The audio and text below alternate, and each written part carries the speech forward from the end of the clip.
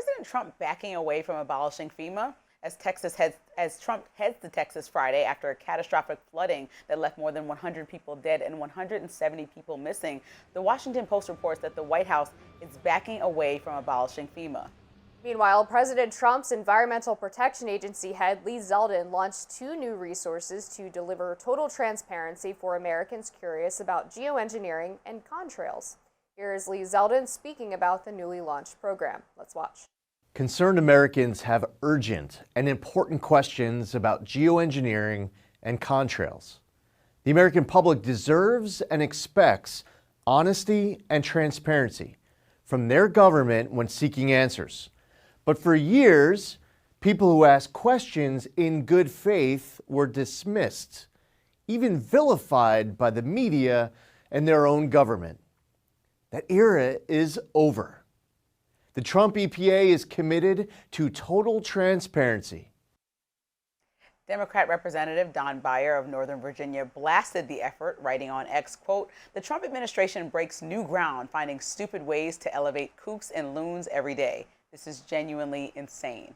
Here is Fox News host Will Cain speaking with Rainmaker Tech Corporation CEO Augustus Dorico, who came under fire for his cloud seeding mission in south central Texas just 2 days prior to July 4th flooding.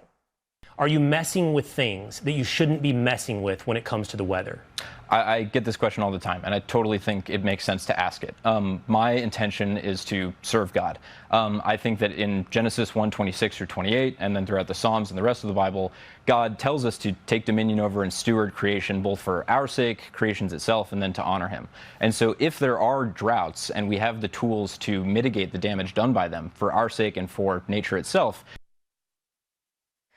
I get why this whole thing is controversial, right? People are saying that the Environmental Protection Agency is giving life to potential conspiracy theories and a whirlwind of conversations coming up around these topics. But then, supporters are saying, like, if you ignore people and their complaints and want to know what these things are falling out of the plane, that white smoke that you see, and like what's happening to our environment, people who in this interview that we just saw are they're saying taking the place of God to let weather occur naturally, or by whatever we do in our society. This is like a lot of conversation around it, but I don't think we should have less conversation or dismiss people that have questions. Exactly. I appreciate that the administration is taking people's concerns seriously and saying, hey, look, this is what you need to know if this is something you're worried about. And the EPA page that we're talking about here on the contrails and geoengineering has been praised by a lot of scientists. Dustin Tingley, a public policy professor at Harvard, described it as rather thoughtful, saying the EPA did a responsible job of taking the concerns that people might genuinely have and providing easy to understand explanations. Columbia University climate economist Gernot Wagner said the web pages published are accurate and said it doesn't seem to get it wrong. So I think it's a better move to tell Americans, look, we hear you and we're going to show you all of the information that we have about these issues, and you can come up with your own decision based on what you read. As opposed to just calling people conspiracy theorists or stupid or backwards.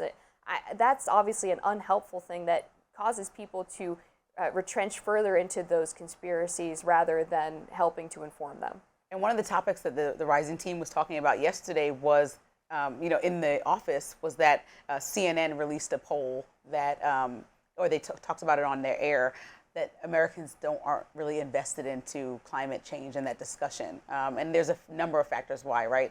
The economy, so much day-to-day activities that they're more burdened with. But I think it's also the politicizing of anything that has to do with the environment or climate, so much that we discuss all the communities that it might affect, but not really get people involved who aren't maybe directly attached to the community or who actually have things like their dinner table and how to feed their kids on their mind.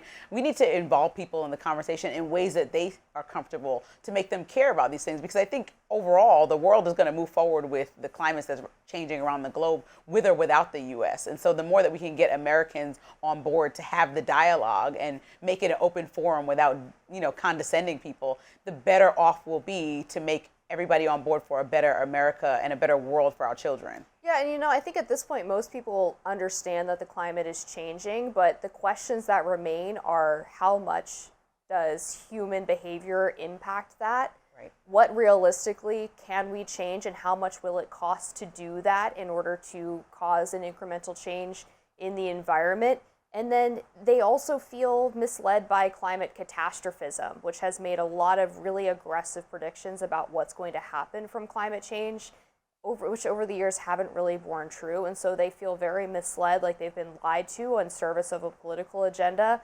And I think that's caused a lot of mistrust about the conversations we have related to climate change. Right, and that's why I think in both parties, new faces and voices coming forward to have dialogue about what we all know for sure is that, yes, maybe we're not clear about the implications, but we're clear that it's happening.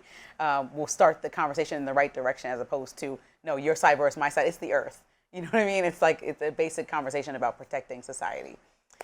But that does it for us on Rising Live. Look out for more exclusive YouTube content coming your way today. Be sure to like, share, and subscribe to The Hill's YouTube channel so you never miss any content. For those of you who like to listen while on the go, we are now available anywhere you listen to podcasts.